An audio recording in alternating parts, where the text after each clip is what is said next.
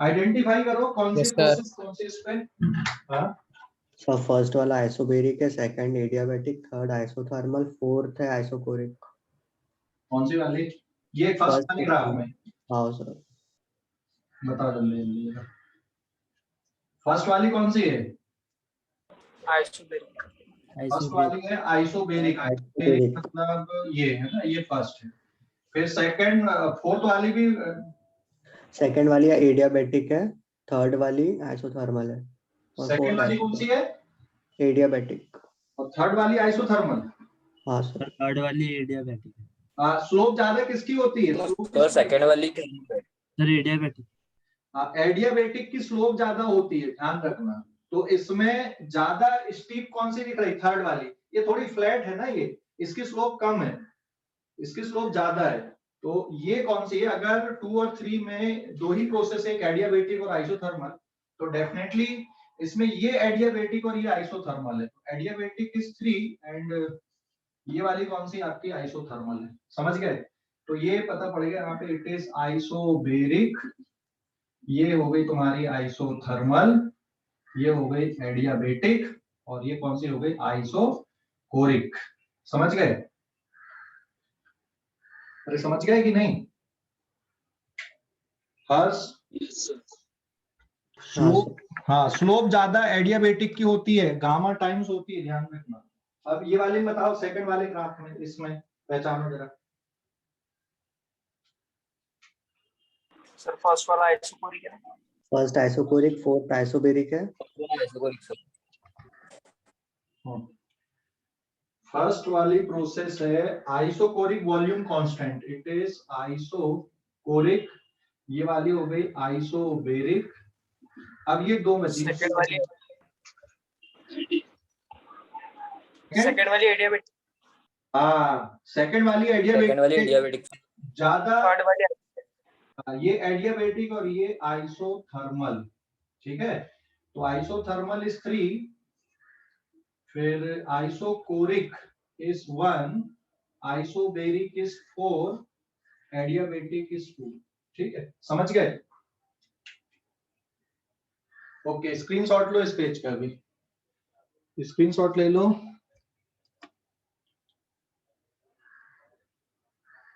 ले लिए? Yes sir. ठीक है, अब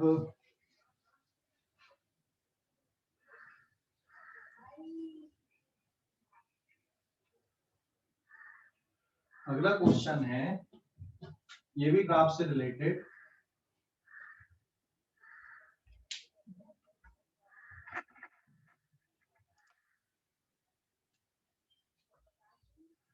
देखो अभी इसमें ये तीनों, सॉरी, इस पे ग्राफ ये दिया हुआ है जिसपे दो कर्व है, ये प्रेशर और वॉल्यूम का कर्व है। इसके बारे में क्या कंक्लूजन है 1 और 2 के बारे में? 1 और 2 के बारे में क्या कंक्लूजन है? कौन सी प्रोसेस है ये?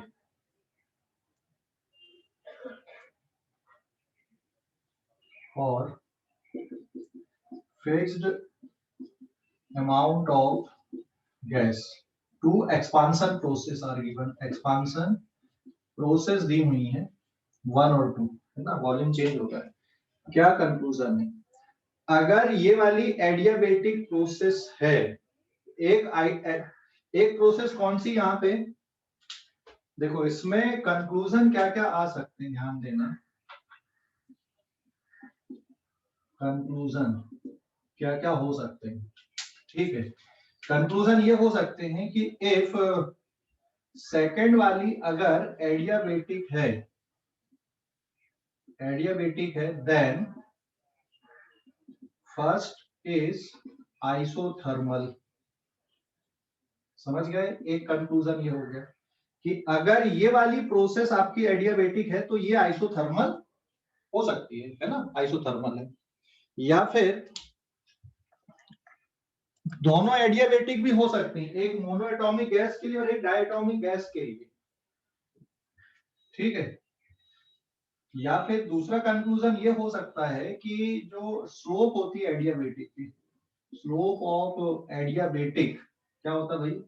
Slope of adiabatic dp upon dv is minus gamma p by v and slope of isothermal कितना होता है बेटा? Slope of isothermal is dp upon dv is minus p by v and slope of adiabatic is dp upon dv is minus gamma p by v, है ना? तो second conclusion क्या हो सकता है यहाँ पे? ये तो एक हो गया कि भाई ये वाली अगर एडियाबेटिक है तो ये आइसोथर्मल है। ये भी हो सकता है कि दोनों एडियाबेटिक प्रोसेस हो। If 1 and 2 are adiabatic, 1 and 2 are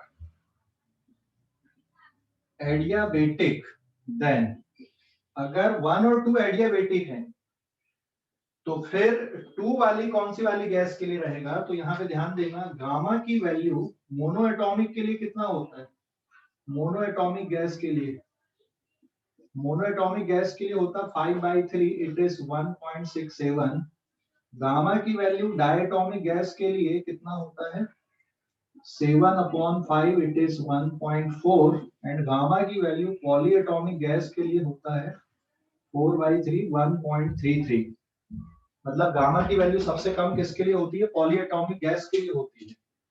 और अगर दोनों एडियाबेटिक हैं, अगर ये दोनों प्रोसेस एडियाबेटिक हैं तो कौन सी वाली मोनो एटॉमिक के लिए, कौन सी डायटोमिक के लिए? बताओ जरा। 1 और 2 अगर दोनों एडियाबेटिक हैं तो क्या कंक्लूजन निकलेगा?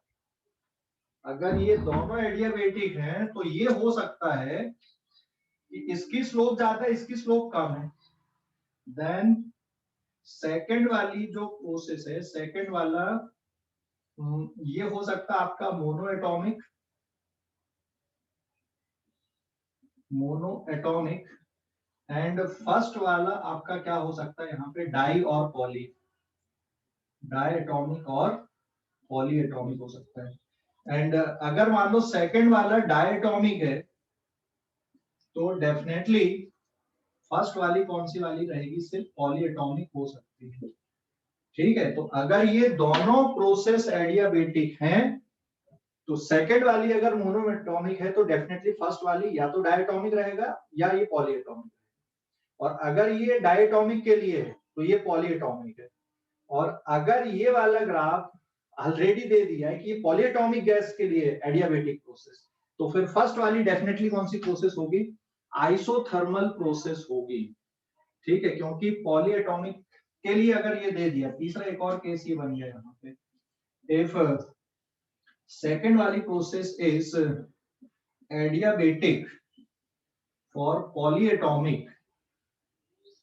पॉलीएटॉमिक, देन डेफिनेटली फर्स्ट वाली प्रोसेस जो रहेगी वो कौन सी वाली रहेगी? आइसोथर्मल रहेगी।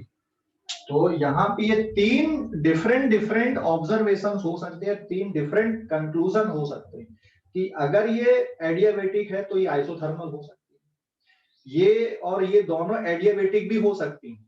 तो एडियाबेटिक है तो सेकंड वाली क्या हो सकती है? मोनो एटॉमिक के लिए, और फर्स्ट वाली डायटोमिक एंड पॉलीएटॉमिक के लिए। और जो सेकंड वाली है अगर वो पॉलीएटॉमिक गैस के लिए एडियाबेटिक है तो फिर फर्स्ट वाली किसके लिए रहेगी? डेफिनेटली आइसोथर्मल प्रोसेस रहेगी। समझ गए? हेलो, अरे समझ गए कि नहीं? सर एक बार सेकंड वाला एक बार फिर से बताइए। सेकंड वाला फिर से बताऊं, देख, फर्स्ट और सेकंड दोनों एडियाबेटिक प्रोसेस भी हो सकती हैं। समझ गए? अच्छा ये बता, एडियाबेटिक है तो स्लोप कौन सी गैस के लिए ज्यादा मिलेगी? मोनोएटॉमिक के लिए कि डायटोमिक के लिए कि पॉलीएटॉमिक के लिए? किसके लिए स्लोप ज्यादा आएगी? स्लोप ज्यादा कौन सी गैस के लिए रहेगी? डायटोमिक। अरे मोनोएटॉमिक का गामा सबसे बड़ा है ना रे भाई। 1.67 बड़ा होता है कि 1.4 बड़ा है? P अपॉन V तो सबके लिए कॉमन है। बात आ गई वहां पे गामा की, तो गामा सबसे ज्यादा किसके लिए? मोनोएटॉमिक के लिए। ठीक है? Yes sir. Yes sir. हाँ, इसलिए 1 और 2 में अगर मान लो सेकंड वाली जो प्रोसेस है वो भी एडियाबेटिक और फर्स्ट भी एडियाबेटिक है, तो सेकंड अगर मोनोएटॉमिक की है तो फर्स्ट वाली रहेगी डायटोमिक या पॉलीएटॉमिक की। ठीक है? Okay sir. ऐसे ही फिर अगर सेकंड वाली डायटोमिक गैस की है तो फर्स्ट वाली डेफिनेटली पॉलीएटॉमिक की रहेगी, और अगर सेकंड वाली एडियाबेटिक है पॉलीएटॉमिक गैस की तो डेफिनेट सी बात है फर्स्ट वाली कौन सी प्रोसेस रहेगी, फिर आइसोथर्मल रहेगी। ठीक है, हेलो। Yes sir. सर वो स्लोप के फॉर्मूला का क्या रोल आया? कौन सा वाला बेटा? सर आपने स्लोप्स के फॉर्मूला लिखे ना, तो उसका क्या रोल आया, समझा नहीं। उसका रोल यही है कि आपको देखना है कि स्टीपनेस कितनी देख, आइसोथर्मल प्रोसेस की स्लोप माइनस पी वाई भी है, और गामा इंटू पी वाई भी minus of gamma into P by भी, ये कौन सी प्रोसेस की स्लोप है? ये एडियाबेटिक की। तो आइसोथर्मल और एडियाबेटिक की स्लोप में किसकी स्लोप ज्यादा है, स्टीपनेस किसकी ज्यादा मिलेगी? हेलो। एडियाबेटिक। हाँ, एडियाबेटिक की स्लोप ज्यादा आएगी ना बेटा, उसमें गामा का और मल्टीप्लाई हो गया ना, नेगेटिव साइन बस उसके लिए है, वो डायरेक्शन पॉजिटिव और नेगेटिव स्लोप के लिए स्टीपनेस ज्यादा होनी चाहिए बस। ठीक है, चलिए यहाँ पे अगर तू देखेगा, मैं ये ग्राफ, ये तो ऐसे वाले ग्राफ हैं, इसमें बताना स्लोप किसकी ज्यादा है, ये दोनों सेम ग्राफ बना दे रहा हूँ, एक ये और एक ये, किसकी स्लोप ज्यादा, 1 और 2 में? 2 की सर। की स्लोप ज्यादा है। और अगर हम ऐसा बना दें, ये 1 और ये 2, अभी किसकी स्लोप ज्यादा है 1 और 2 में? एक ये और एक ये, किसकी स्लोप ज्यादा है? अभी भी 2 की स्लोप ज्यादा है, ध्यान 2 सर। रखना। 2 की स्लोप ज्यादा, स्लोप ज्यादा ना बेटा, ज्यादा खड़ी चढ़ाई ना, स्टीपनेस ज्यादा है ना, 1 थोड़ा फ्लैट है ना, समझ गया? Yes sir. यहाँ पे दोनों स्लोप पॉजिटिव है और यहाँ पे दोनों स्लोप कैसी हैं, नेगेटिव। फिर भी किसकी स्लोप ज्यादा है, यहाँ पे 2 की स्लोप ज्यादा है। ठीक है, ध्यान रखना, समझ गए? यहाँ पे स्लोप पॉजिटिव है, यहाँ पे स्लोप नेगेटिव है, यहाँ पे 2 की स्लोप ज्यादा है, ज्यादा स्टीप है, यहाँ पर भी 2 की स्लोप ज्यादा है, ये भी ज्यादा स्टीप है। ठीक है, समझ गए? हेलो, अरे समझ गए या नहीं? Yes sir. हाँ, अभी इस पेज का स्क्रीनशॉट लो। सर हाँ बोलो। सर वो थर्ड वाले में 2 एडियाबेटिक अगर पॉलीएटॉमिक के लिए है तो 1 आइसोथर्मल किसी के लिए भी हो सकता है ना? हाँ, आइसोथर्मल किसी के लिए भी हो सकता है, आइसोथर्मल ही आएगी, क्योंकि अगर 2 वाली तुमने पॉलीएटॉमिक की एडियाबेटिक प्रोसेस बोले हो तो 1 वाली तो एडियाबेटिक हो ही नहीं सकती, मोनोएटॉमिक और डायटॉमिक की। ठीक लेकिन है, आइसोथर्मल सबकी हो सकती है ना? और आइसोथर्मल सर सभी की हो सकती है। हाँ, और अगर V versus P graph plot किए तो कैसा दिखेगा? किसका? V versus P। अच्छा, पी इसका उलट देना ग्राफ में, क्या फर्क पड़ता है? ग्राफ को उलट देना भाई, उल्टा कर दे, 90 डिग्री से टर्न कर दे ग्राफ को पूरा। ऋषभ, हाँ सर, एक सेकंड। 90 डिग्री से टर्न कर दे, वॉल्यूम को ऊपर उठा दे, प्रेशर को नीचे ले ले।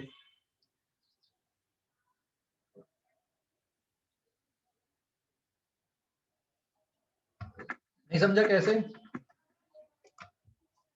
हाँ सर, फिर ये इस साइड हो जाएगा ना, मतलब सीधा चांद बनेगा ना?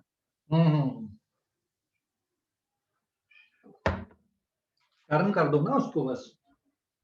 टर्न करने का मतलब ये है कि देख, अरे यार इसमें परमानेंट मार्क, ये परमानेंटली हो गया, मैं इसमें बता देता हूँ, देखिए ना, ये P और ये V है ना? हाँ सर। ये ऐसा कर दे या ऐसा कर दे, ये देख, ठीक है? हाँ सर। ओके, अगले पेज पे आ रहे हैं अपन, अभी पेज नंबर 3 पे। ये स्क्रीनशॉट लो इस पेज का, ले लिए?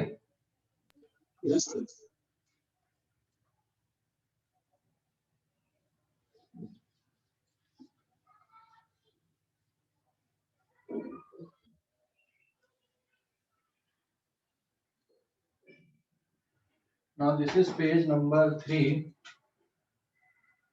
अभी इसमें प्रेशर वर्सेस वॉल्यूम के ग्राफ हैं, लेकिन एक है कंप्रेशन के लिए और एक है एक्सपांशन के लिए।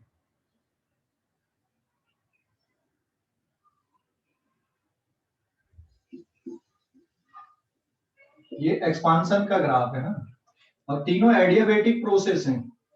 आपको ये आइडेंटिफाई करना है कि कौन सी मोनोएटॉमिक है, कौन सी डायटॉमिक और कौन सी पॉलीएटॉमिक। ये हो गया तुम्हारा एक्सपांशन का ग्राफ और ये हो गया तुम्हारा कंप्रेशन का। एंड 1 2 3 आर एडियाबेटिक, ये गिवन है इसमें कि ये 1 2 3 तीनों एडियाबेटिक प्रोसेस ही हैं। तो अब ये चेक करो कि कौन सी मोनोएटॉमिक है, कौन सी डायटॉमिक है और कौन सी पॉलीएटॉमिक है। ये मेंशन है यहाँ पे कि एडियाबेटिक है। तो अब हमारा काम थोड़ा आसान हो गया, बस ये चेक करना है कि कौन सी मोनोएटॉमिक के लिए, कौन सी डायटॉमिक के लिए, कौन सी पॉलीएटॉमिक गैस के लिए। ठीक है, हेलो, समझ गए? 1 2 3 तीनों प्रोसेस यहाँ पे एडियाबेटिक है।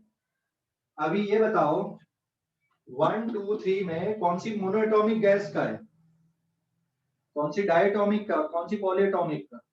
3 मोनोएटॉमिक है फर्स्ट वाले में, सेकंड वाले में डायटॉमिक है, थर्ड में वाली कौन सी है? मोनोएटॉमिक। हाँ तो सेकंड डायटॉमिक, बाकी का polyatomic.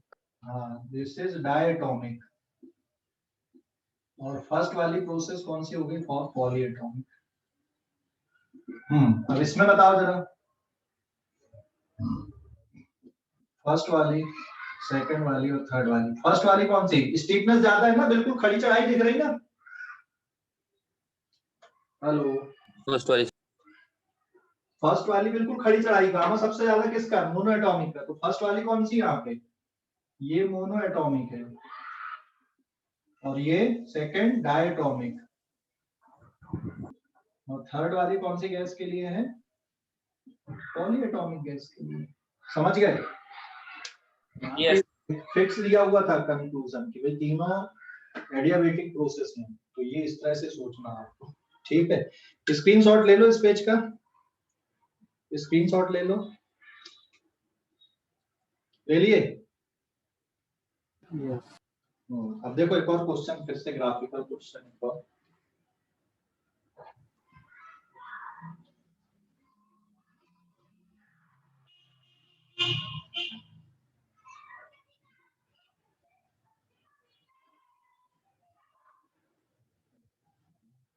Now this is page number 4. देखो एक और क्वेश्चन है यहाँ पे। क्वेश्चन में लिए हमने 2 मोल हीलियम गैस लिए हमने, 2 मोल हीलियम गैस। और 2 मोल हीलियम गैस का जो प्रेशर वर्सेस वॉल्यूम का ग्राफ ऐसा दिया हुआ है।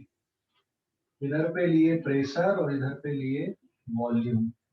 तो pressure is here 2P not and volume is V not. ये स्टेट ए है, स्टेट ए से स्टेट बी तक ये इस तरह से एक्सपांशन हो रहा है इसकी 2V नॉट तक। फिर इसको कंप्रेस कर रहे हैं और प्रेशर रिड्यूस करके कहां तक ले आए? P नॉट तक, B से C। और फिर इसको ये C से A तक लेकर गए। ठीक है, एक गैस को A से B तक एक्सपांड कर रहे हैं, B से C तक कांस्टेंट वॉल्यूम पे प्रेशर डिक्रीज करा रहे हैं और C से A तक वापस लेके आ रहे हैं। मतलब जिस पाथ से चले थे उसी पाथ पे वापस लेकर आए हैं। तो आप ऐसा समझ लो कि एक पिस्टन है ये इस तरह से, जिसमें गैस भरी हुई है ना? ये ऐसा एक सिलेंडर है जिसपे कोई गैस भरी हुई है और अभी ये स्टेट ए है यहाँ पे। और इस स्टेट पे इसका प्रेशर है 2P नॉट, वॉल्यूम है V नॉट और टेम्परेचर T नॉट है। मतलब यहाँ पे टेम्परेचर इसका T नॉट है। अब ये एक्सपांड कर रहा है, आप इसके वॉल्यूम को डबल कर रहे हो। तो A से B तक लेकर आप आ रहे हैं, इसका वॉल्यूम डबल कर रहे हैं यहाँ पे A से B तक स्टेट पे। तो यहाँ पे pressure remains the same 2P not, but volume हो गया 2V नॉट। अब टेम्परेचर हमें नहीं पता कितना है। ऐसे फिर B से C तक लेके आ रहे हैं। तो B से C में वॉल्यूम को इतना ही रहने देते लेकिन प्रेशर डिक्रीज करते किसी तरह से।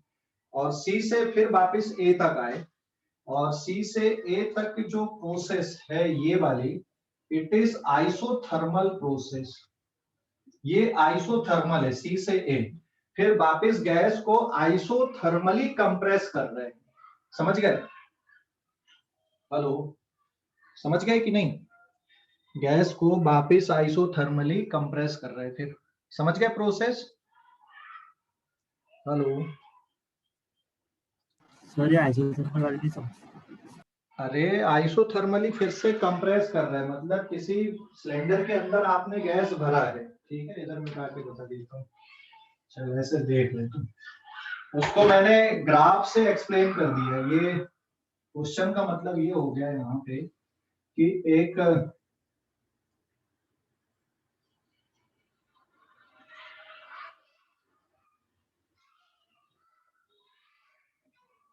ये ए बी सी और वापस ए,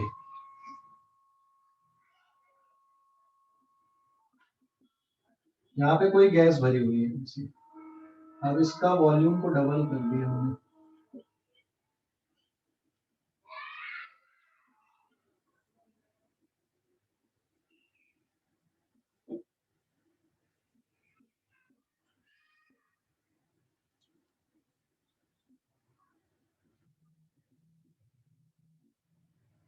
एक ऐसा है ना, ए से बी तक, बी से सी तक और सी से वापस ए तक, जहां से चले थे वहीं पे वापस ला रहे हैं।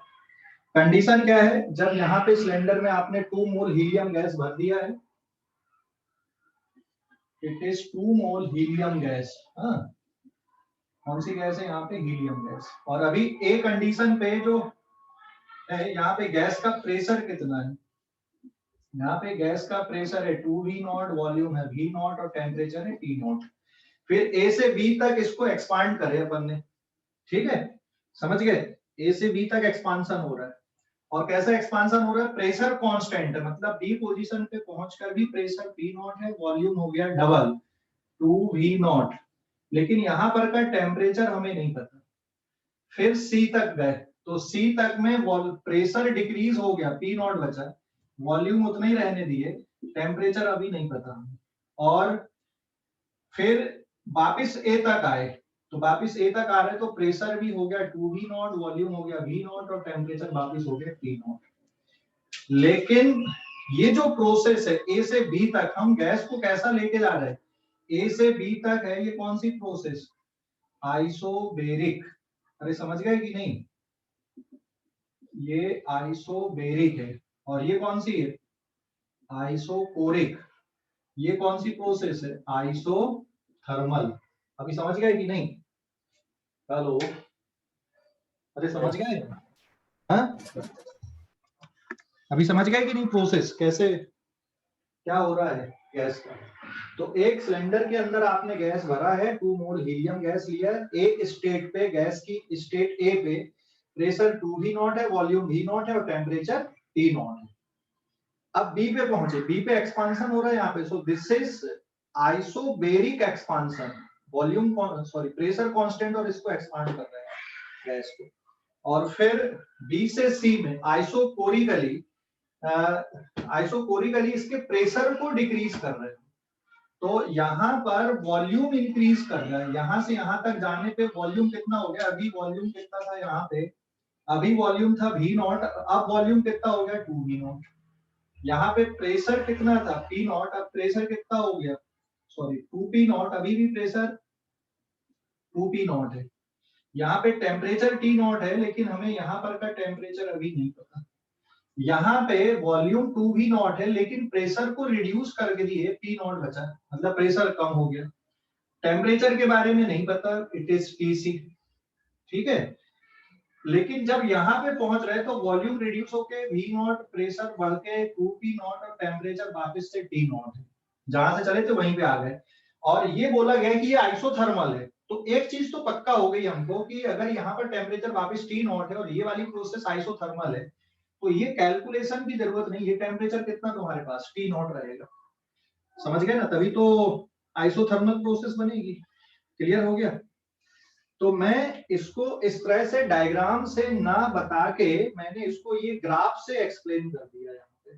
तो तो ध्यान दो, अगर ग्राफ ऐसा बना हुआ है इसका मतलब ये कुछ प्रोसेस ऐसी कुछ हो रही होगी वहां पे, और उसको आप इतने 4 डायग्राम में ना बना के उसको आपने एक डायग्राम में बता दिया है। समझ गए, एक ग्राफ में बता दिया। क्लियर हो गया कि नहीं? हेलो,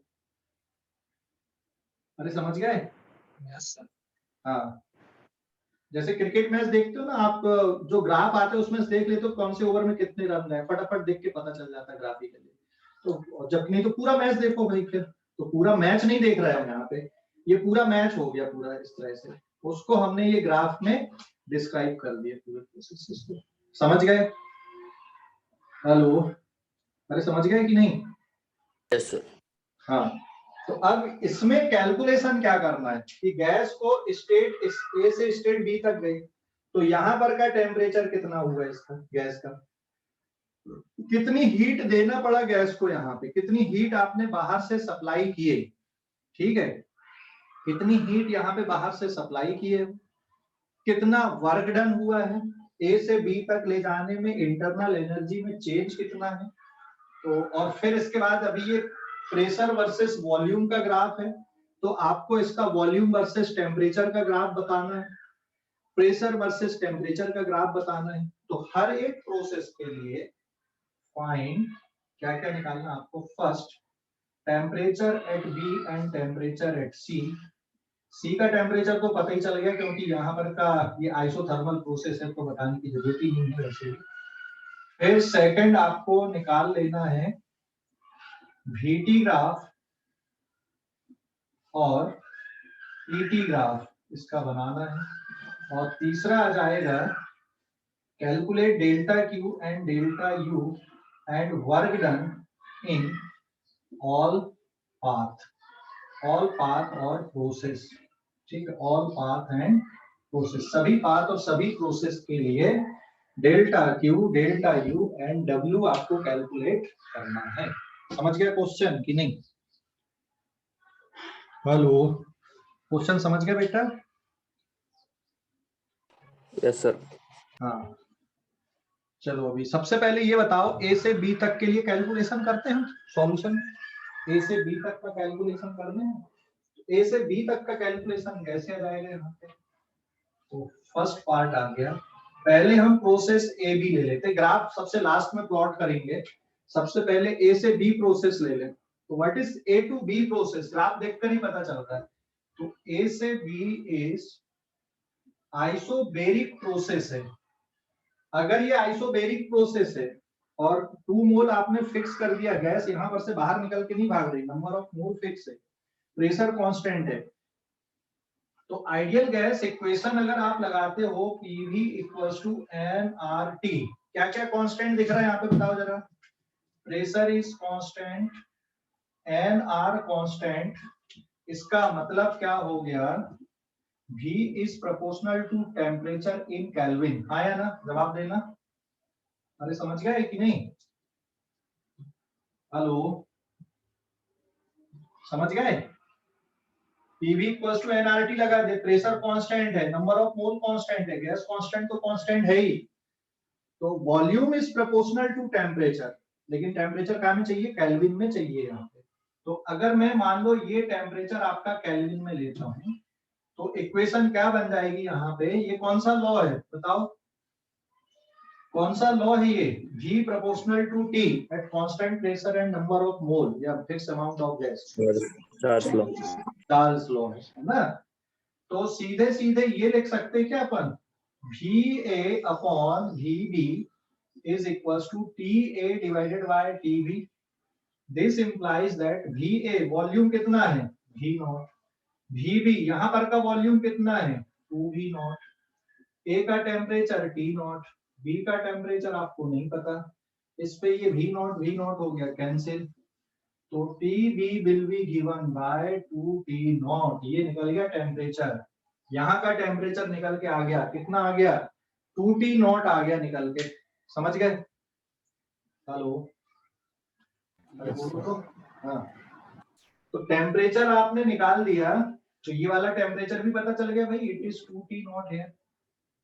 अब क्या कैलकुलेशन कर लें हम यहाँ पे, अब कैलकुलेशन आ जाएगा, आपको डेल्टा क्यू निकाल लेते हैं। तो what is delta Q? Delta Q from A to B कौन सी प्रोसेस है बताओ जरा, डेल्टा क्यू कौन सी प्रोसेस है? आइसोबैरिक। तो amount of heat supplied at constant pressure, मतलब फार्मूला लग जाएगा आपका एनसीपी डेल्टा टी वाला, फार्मूला आपका यूज हो जाएगा एनसीपी डेल्टा टी। ठीक है, तो अब आप वैल्यू पुट कर दो, what is number of mole here, it is 2 mole and molar specific heat capacity for eight constant pressure. Helium gas के लिए कितना होता है? हीलियम गैस के लिए, हीलियम गैस के लिए कितना होता है? हाँ 5/2 आर ना। हेलो, अरे 5/2 आर समझ गए? सीबी की वैल्यू का फार्मूला क्या बताया था? FR/2। सीपी कितना होता है? सीबी प्लस आर, याद है कि नहीं? मोनो एटॉमिक के लिए डिग्री ऑफ फ्रीडम कितनी होती है? 3। तो सीवी की वैल्यू 3R/2 और एक और आर ऐड कर दो तो सीपी निकल गया 5R/2। तो मोनो एटॉमिक गैस के लिए सीपी होता है 5R/2। समझ गए? हेलो, अब delta T which is final temperature? B position का टेम्परेचर कितना आ गया?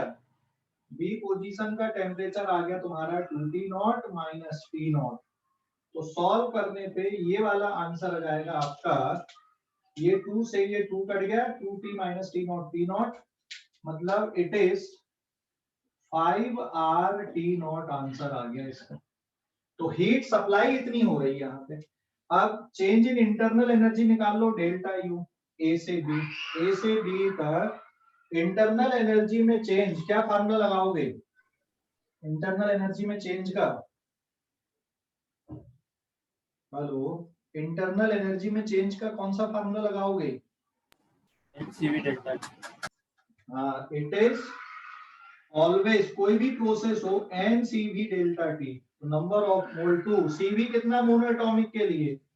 3R/2, 2T0 minus T0 and that comes out to be 3R into T0। What is work done? A से B के लिए वर्क डन कितना? Formula आएगा P delta V, और P डेल्टा V लिख दो या फिर NR डेल्टा T लिख दो, एक ही बात होती है। तो ये बन गया तुम्हारा 2 into R into 2T0 minus T0 and that is equals to 2R0।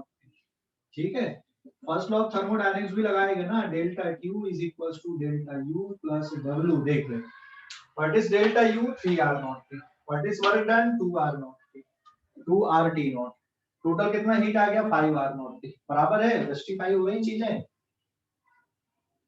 Hello, अरे समझ गए? Yes sir. कोई डाउट इस पे? अच्छा, ये P डेल्टा V को डायरेक्ट मैंने NR डेल्टा T क्यों लिख दिया, कोई बता सकता है क्या?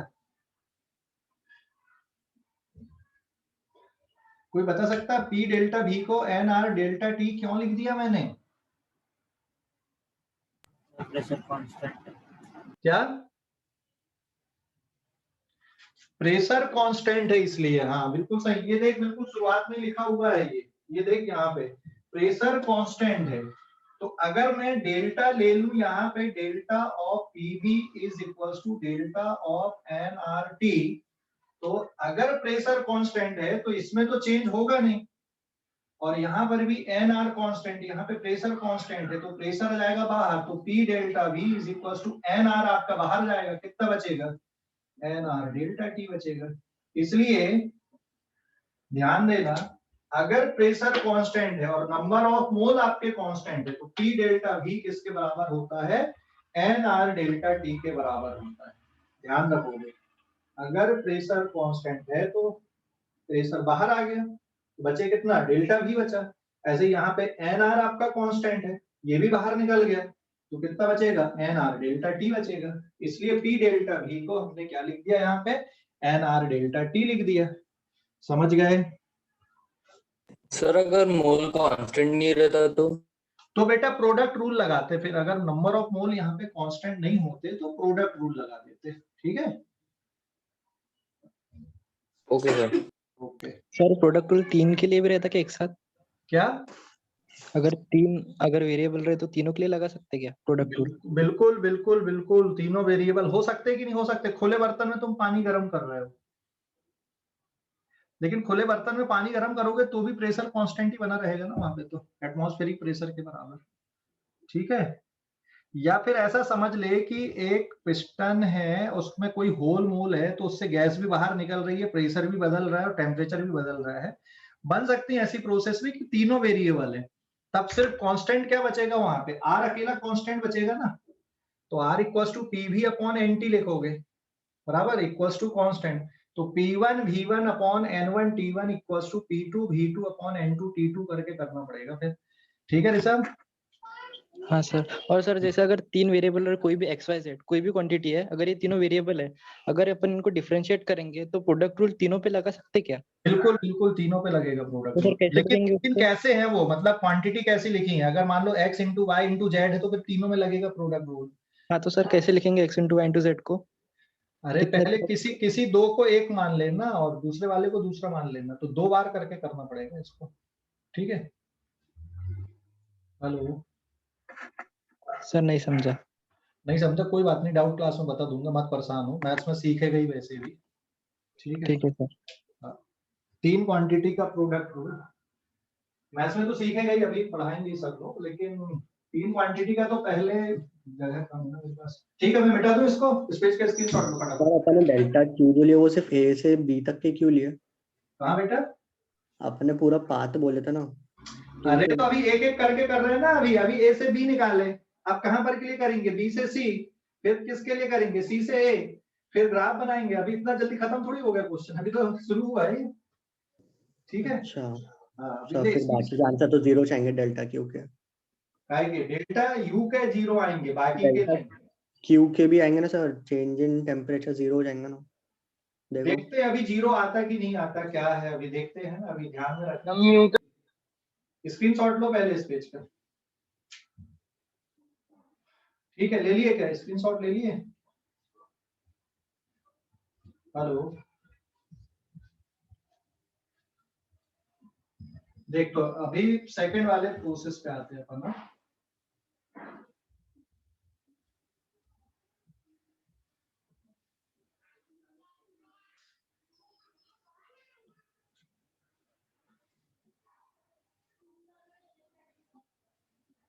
ठीक है, अब हम आ रहे हैं सेकंड वाली प्रोसेस, बी से सी के लिए। ऋषभ तू ये देखिए, derivative of x y z अगर करना है ना, तो डी फर्स्ट फंक्शन एक को, ये दो को मिला के पहले फर्स्ट मान ले, ठीक है, ये फर्स्ट है और ये सेकंड है। तो डी ऑफ एक्स वाई मतलब z into d of x y plus x y into d of Z.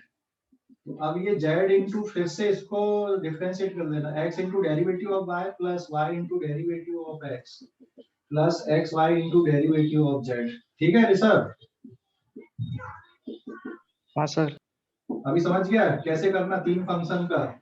हाँ सर समझ गया, थैंक यू सर। ओके, मिटा दे रहा हूँ मैं, इसकी जरूरत नहीं, ले ले चाहे तो फोटो खींच ले फट से। हाँ सर। देख अभी बी से सी वाली प्रोसेस पे चलते हैं। तो बी से सी वाली प्रोसेस कौन सी है बताओ जरा, बी से सी, बी से सी कौन सी प्रोसेस है? आइसोकोरिक, हाँ it is isochoric process. Isochoric को एक और नाम बोलते पता है कि नहीं? आइसोकोरिक का एक और नाम है आइसोमेट्रिक। आइसोकोरिक बोलो या आइसोमेट्रिक बोलो, एक ही बात होती है, ठीक है। आइसोकोरिक या आइसोमेट्रिक एक ही बात है ये, ठीक है ना। आइसोकोरिक बोलो या आइसोमेट्रिक प्रोसेस बोलो, एक ही बात होती है। एंड देन अब हम आगे बढ़ते हैं इसमें। आइसोकोरिक प्रोसेस है मतलब वॉल्यूम इज कांस्टेंट हियर, तो चलो फिर से P V equals to n R T से सोचते हैं क्या लगेगा। यहां पर volume is constant, n R आपका कांस्टेंट हो गया, कौन सा लॉ लग गया बेटा यहाँ पे, pressure is proportional to temperature in kelvin. कौन सा लॉ आ गया बताओ जरा ये? Pressure is proportional to temperature, pressure law. हाँ, किस pressure law? This implies that pressure at B upon pressure at C directly proportional है ना, तो PB upon PC is equals to PB in Kelvin divided by TC in Kelvin, है ना? This implies that B पे pressure कितना है? 2P not है, और C पे प्रेशर कितना है? It is P नॉट, और टेम्परेचर B पे कितना था? 2T नॉट था, और ये TC आपका निकल गया। वैसे तो निकालने की जरूरत नहीं थी ये टेम्परेचर, T नॉट से T नॉट कैंसिल हो गया, TC will be given by T not, ये निकल गया आपका टेम्परेचर। अरे बाहर उधर जाके करो, चलो क्या है यार।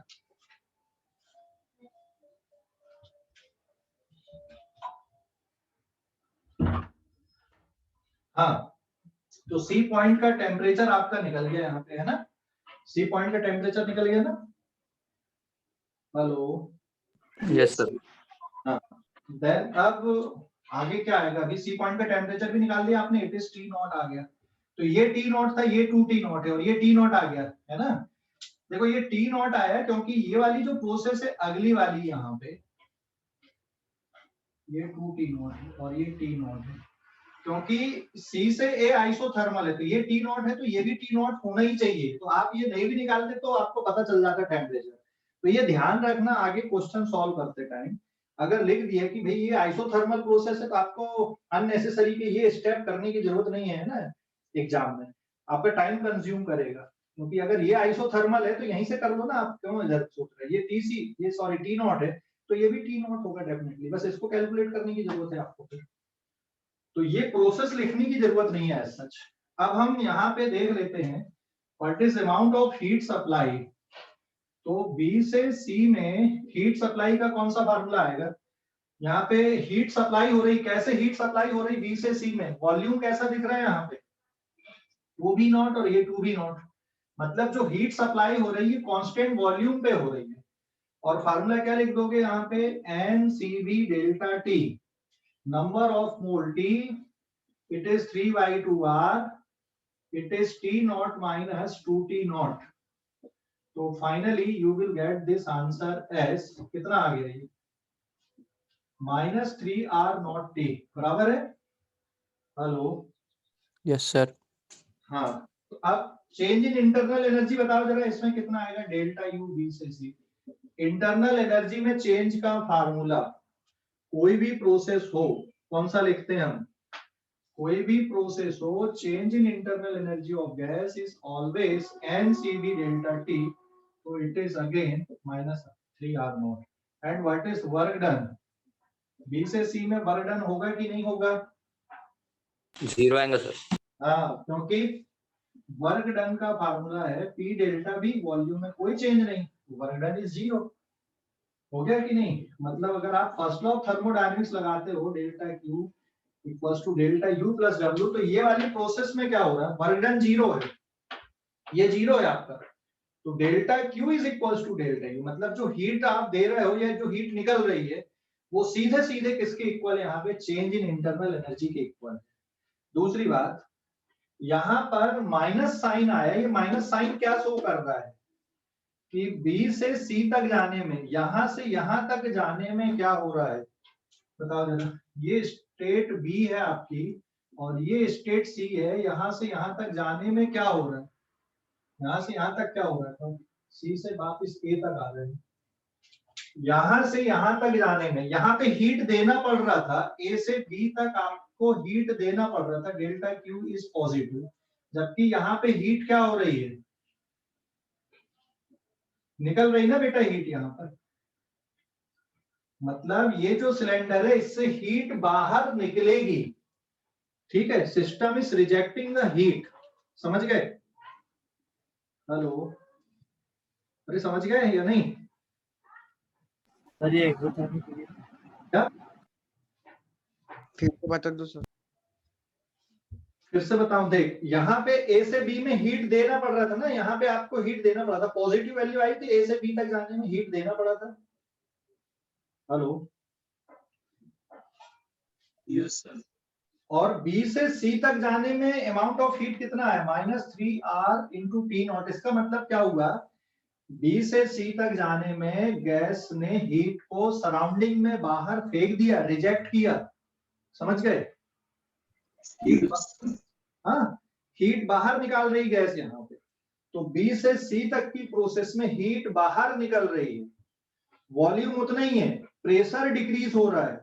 प्रेशर डिक्रीज तभी होगा जब टेम्परेचर डिक्रीज करोगे यहाँ पे, क्यों? क्योंकि वॉल्यूम को कांस्टेंट रखेगा। तो टेम्परेचर डिक्रीज करने के लिए क्या करेगी गैस, यहाँ पर से हीट बाहर रिलीज करेगी, तब तो टेम्परेचर डिक्रीज होगा ना।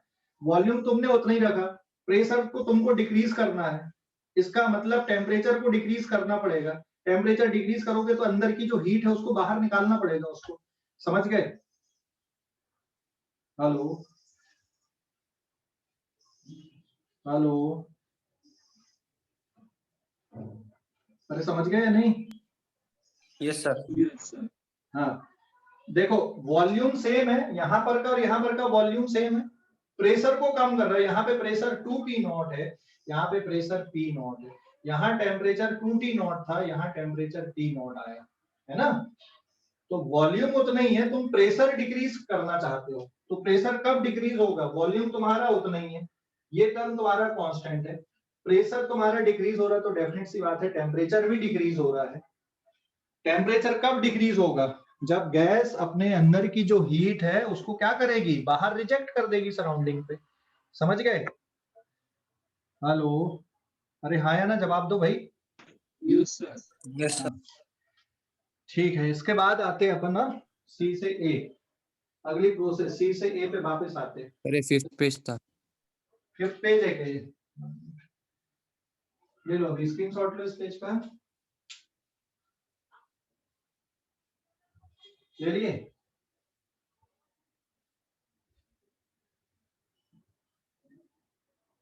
ले लिए क्या? Yes sir.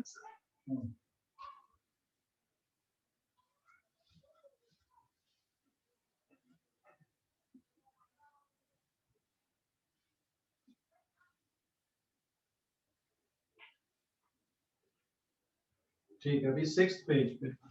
अब यहाँ पे कौन सी प्रोसेस आ रही, सी से ए, पेज नंबर 6, कौन सी प्रोसेस आ गए?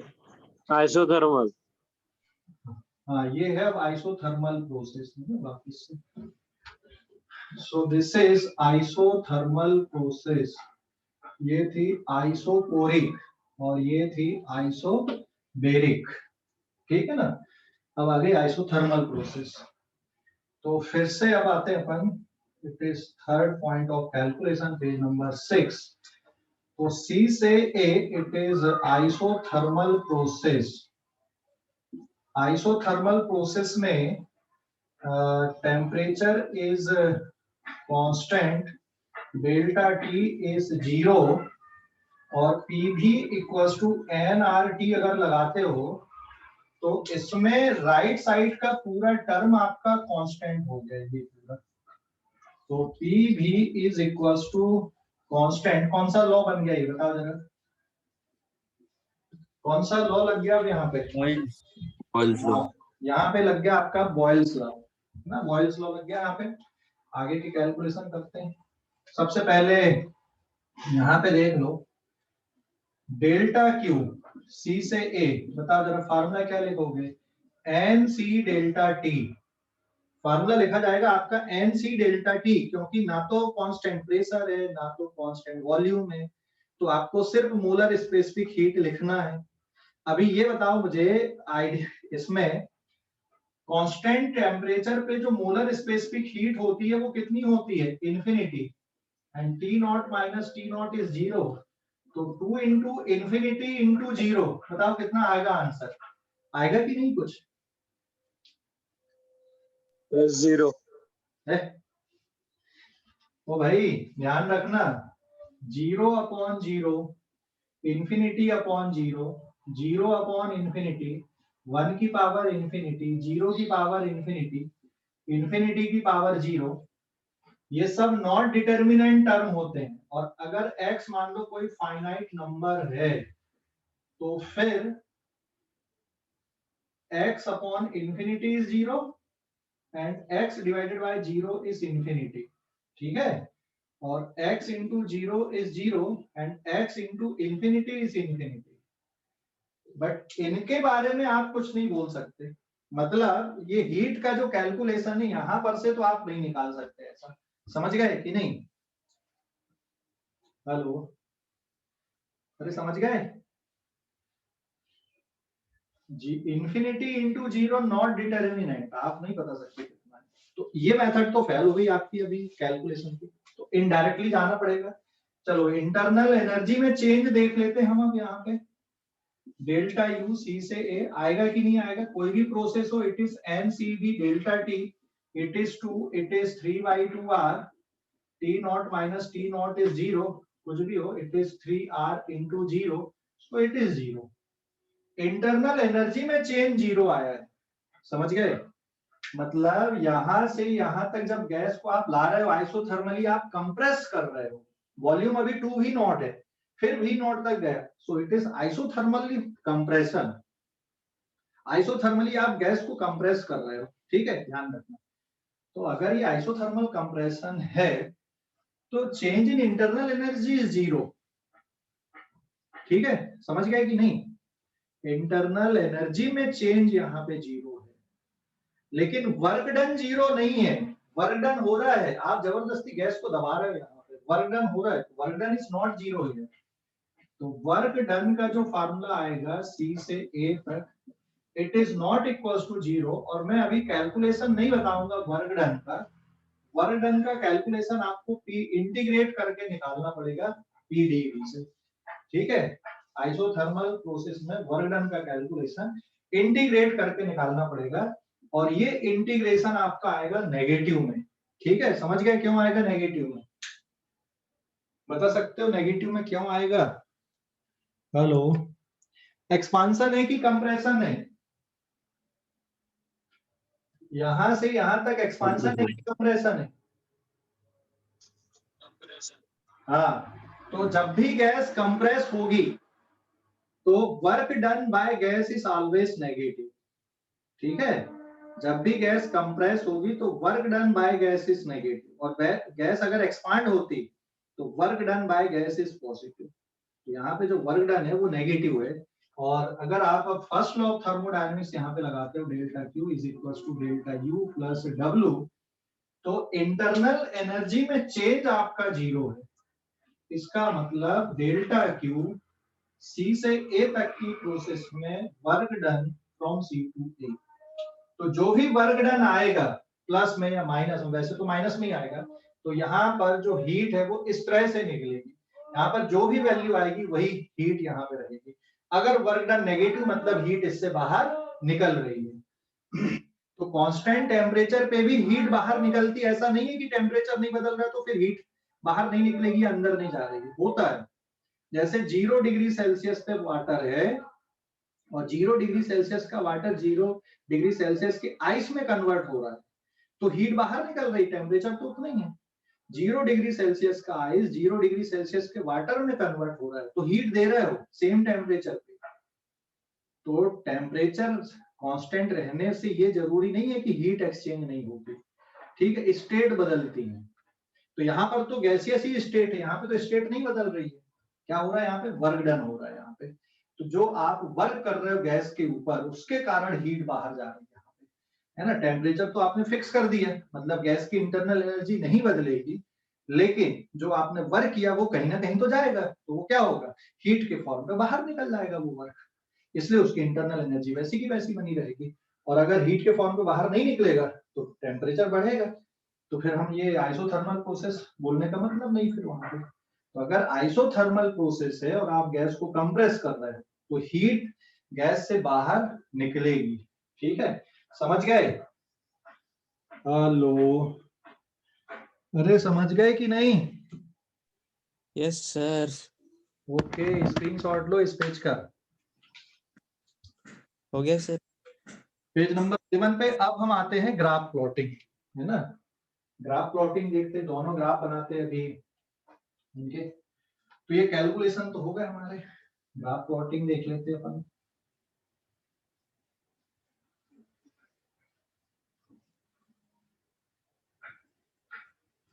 Now this is page number 7। देखो पेज नंबर 7 में अब हम ग्राफ पहले कौन सा ग्राफ बना दे हम, दोनों ग्राफ ड्रॉ करना है। एक है पीटी ग्राफ और एक है वीटी ग्राफ, ठीक है। एक पीटी ग्राफ है, एक वीटी ग्राफ है। तो it is V naught to V naught T naught to T naught, P naught to P naught T naught and to T naught, ठीक है। यहीं तक बनाना है। तो सबसे पहले वीटी ग्राफ प्लॉट कर देते। तो वीटी ग्राफ में हम ए से चालू करते हैं। तो ए कंडीशन पे देखो, ए कंडीशन पे वॉल्यूम वी नॉट है और टेम्परेचर टी नॉट है। तो volume T naught and temperature is T not, मतलब ये ऐसा कुछ बन जाएगा। सेम स्केल लेना बेटा। उसके बाद देखो ए से बी तक क्या है, प्रेशर कांस्टेंट है। तो बताओ वीटी ग्राफ में अगर ये टेम्परेचर आपका केल्विन में है तो वीटी ग्राफ कहां से पास होता है, कहां तक जाना आपको, वॉल्यूम और टेम्परेचर दोनों को डबल करना है। तो ये जो ग्राफ आएगा ये ऐसा बनेगा, ये स्टेट हो गई ए और फिर ये स्टेट हो गई आपकी बी, समझ गए। लेकिन ध्यान रखना ये यहां से पास होना चाहिए ओरिजिन से ही, मतलब ऐसा लगे कि आगे प्रोड्यूस करने पे ये ओरिजिन पे दिखे, तब तो ए से बी कौन सी प्रोसेस रहेगी, आइसोबेरिक प्रोसेस रहेगी। कल बताया था मैंने, मतलब पिछली क्लास में, कि वीटी ग्राफ के बारे में। अगर वीटी ग्राफ स्ट्रेट लाइन है और पासिंग थ्रू ओरिजिन है तो ही प्रेशर कांस्टेंट है, क्योंकि नंबर ऑफ मोल को तो तुमने ऑलरेडी कांस्टेंट कर दिया है यहाँ पे। समझ गए, समझ गए या नहीं? Yes sir. अब आगे बताओ बी से सी, बी से सी में क्या हो रहा है, कौन सी प्रोसेस है, टेम्परेचर 2T नॉट है। अब बना दिए तुमने टी नॉट, टेम्परेचर को डिक्रीज कर रहे हो तो टेम्परेचर यहां तक आ रहा वापस, तो ये वाला बन गया तुम्हारा सी। ये हो गई तुम्हारी बी से सी, ये प्रोसेस हो गई आइसोकोरिक। और सी से ए आइसोथर्मल है, तो टेम्परेचर कांस्टेंट रहना चाहिए, तो सी से तुम वापस ए पे आ गए। ये so this is isothermal process, समझ गए। तो इसके करस्पॉन्डिंग ये बन गया तुम्हारा वीटी ग्राफ। अब इसी के करस्पॉन्डिंग या इसके करस्पॉन्डिंग आप पीटी ग्राफ बना सकते हो। तो अब पीटी ग्राफ बनाने के लिए ए पोजीशन पे प्रेशर है तुम्हारा 2T नॉट और टेम्परेचर है T नॉट। तो ये स्टार्ट करना पड़ेगा यहाँ कहीं से आपको, ये दिस इज स्टेट ए। अभी प्रेशर को कांस्टेंट रखना है, तो प्रेशर कांस्टेंट रख के टेम्परेचर बढ़ रहा है, तो ये बन जाएगा तुम्हारा ए से बी तक आ गए आप ये, ठीक है। फिर कहां तक जाना आपको, अब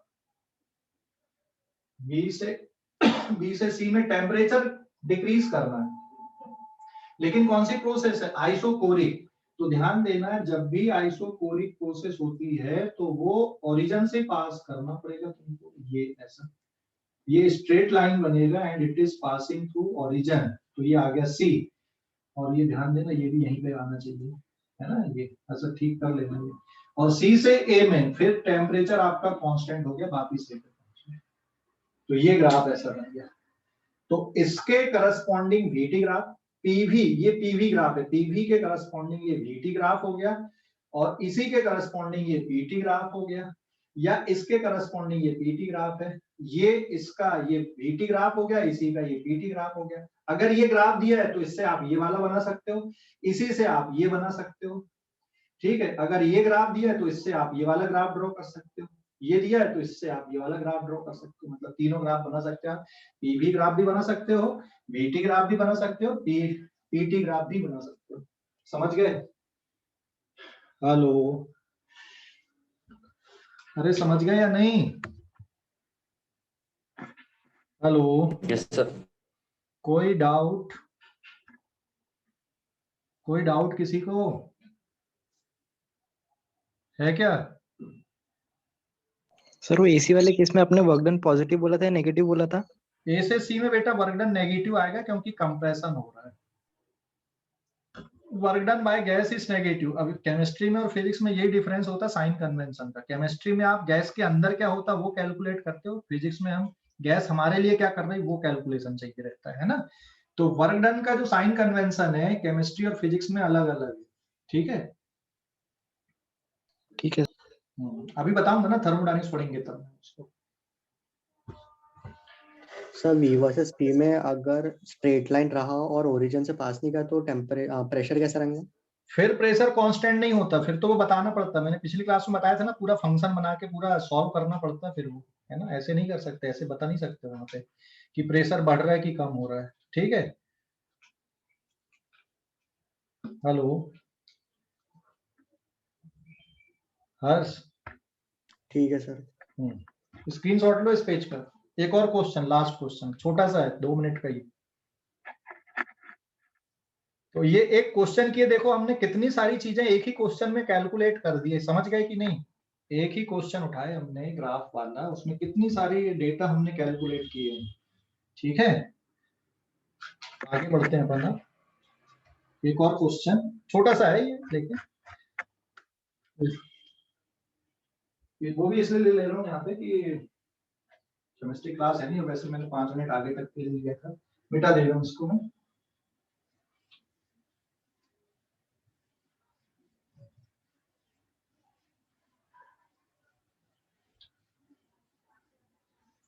Now this is page number 8।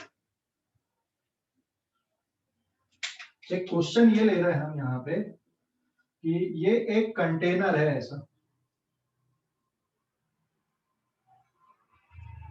है ना, जिसमें ये इधर पे बाहर से एडियाबेटिक बॉल लगी हुई है इसमें। ये एडियाबेटिक बॉल है ना, ये बाहर बाहर, this is adiabatic ball. Adiabatic ball का मतलब समझ गए क्या है?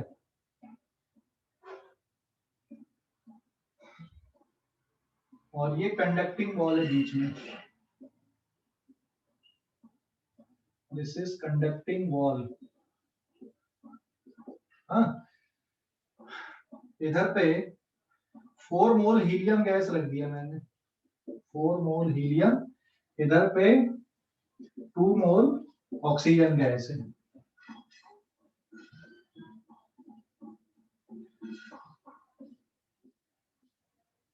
ठीक है, लेफ्ट साइड पे 4 मोल हीलियम, राइट साइड पे 2 मोल ऑक्सीजन गैस है। ये कंडक्टिंग वॉल है but it is fixed conducting wall. Fixed मतलब ये मूव नहीं करेगी, यहाँ पे पिस्टन जैसी कहानी नहीं है। एंड इसका अभी प्रेशर है P1, वॉल्यूम है V0 और टेम्परेचर है 27 डिग्री सेल्सियस। अभी इसका प्रेशर है P2, वॉल्यूम इसका भी V0 है एंड टेम्परेचर है 127 डिग्री सेल्सियस। समझ गए? क्योंकि ये कंडक्टिंग बॉल है, क्या होगा जरा बताओ? कंडक्टिंग बॉल होने से क्या होगा? कंडक्टिंग बॉल है तो क्या होगा? अरे भाई, हीट का एक्सचेंज होगा कि नहीं होगा दोनों में आपस में? हेलो, हीट का एक्सचेंज होगा ना दोनों में आपस में? अरे ये कंडक्टिंग वॉल है तो ये जो गैस है, चलो इसको 127 कर देता हूँ और ये 27 पे, तो दोनों में आपस में हीट का एक्सचेंज होगा। हीलियम गैस हीट लॉस करेगी और जो ऑक्सीजन गैस है वो हीट गेन करेगी। ठीक है, हीलियम गैस हीट लॉस करेगी और ऑक्सीजन गैस क्या कर रही है? यहाँ पे हीट गेन कर रही है। समझ गए? Hello, yes sir. और ये जो अभी इसका प्रेशर P2 है, अब इसका प्रेशर हो जाएगा P2 डैश। वॉल्यूम इसका इतना ही रहेगा क्योंकि फिक्स्ड कंडक्टिंग बॉल है। टेम्परेचर इसका आ जाएगा T, तो 27 से बढ़कर ये टेम्परेचर आ जाएगा इतना, इंक्रीज करेगा टेम्परेचर। और अब इसका प्रेशर हो जाएगा P1 डैश, वॉल्यूम इतना ही है, टेम्परेचर इसका डिक्रीज होके T आ जाएगा, क्योंकि एक हीट लॉस कर रहा है और एक हीट गेन कर रहा है। तो ये हीट लॉस कर रहा है और ये हीट गेन कर रहा है, वॉल्यूम कांस्टेंट है। तो जो हीट का एक्सचेंज हो रहा है वो किस तरह से हो रहा है, यहाँ पे हीट का एक्सचेंज, हीट का एक्सचेंज हो रहा है कांस्टेंट वॉल्यूम पे।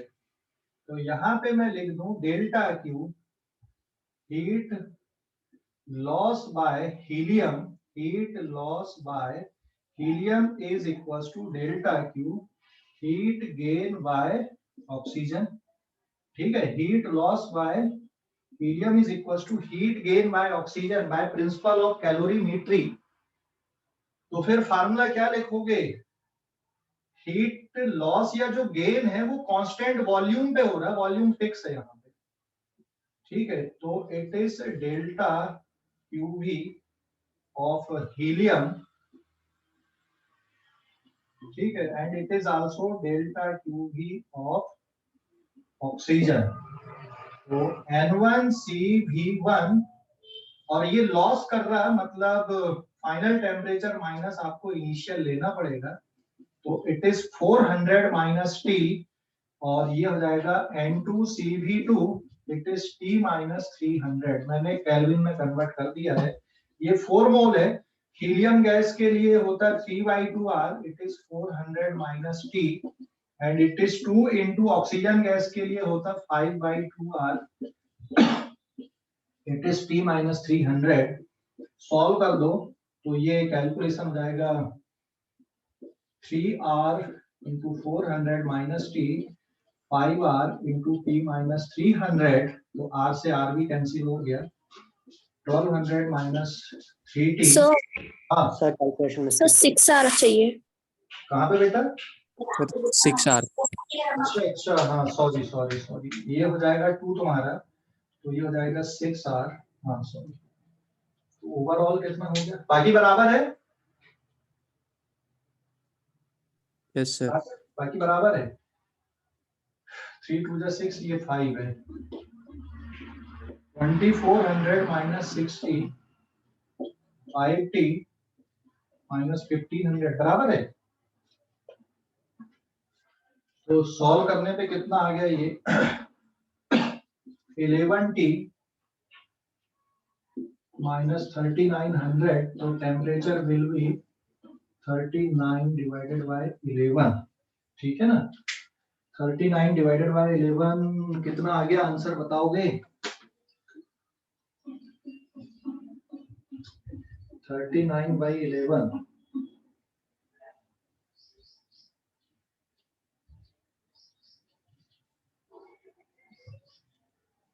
$354, ये केल्विन में है अभी।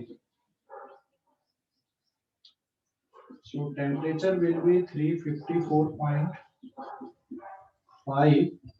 केल्विन, और डिग्री सेल्सियस में अगर कन्वर्ट करना तो -273 और कर देना, तो इट इज 81.5 डिग्री सेल्सियस। ठीक है, समझ गए, हेलो, अरे समझ गए कि नहीं। Yes sir. अब इसमें क्या करो, अभी प्रेशर निकाल लो, P1 कितना है, हीलियम गैस का प्रेशर के लिए formula nRT1/V0, number of mole 4R, T1 कितने केल्विन है 400 डिवाइडेड बाय V0, है ना, तो इट इज 1600R/V0। और अब प्रेशर डिक्रीज हो गया इसका, क्योंकि टेम्परेचर डिक्रीज हुआ, वॉल्यूम कांस्टेंट है, तो प्रेशर डिक्रीज होगा, तो P1 डैश की वैल्यू आपकी निकल जाएगी, तो इट इज N1 R1T/V0, तो ये हो जाएगा 4 इंटू R, और ये है तुम्हारे पास में 354.5 डिवाइडेड बाय V0, ये आ गया नया प्रेशर। तो ये किसके लिए आ गया, यहाँ पे हीलियम गैस के लिए आ गया। अब ऐसी कौन सी गैस के लिए निकाल लो, ऑक्सीजन गैस के लिए। ऑक्सीजन गैस के लिए initial pressure N2RT2 divided by V0, it is 2 into R into 300, divided by R, और फिर आगे P2 डैश भी आप निकाल सकते हो। समझ गए? तो ये हो गया इसका कैलकुलेशन। कोई डाउट बेटा इस पे?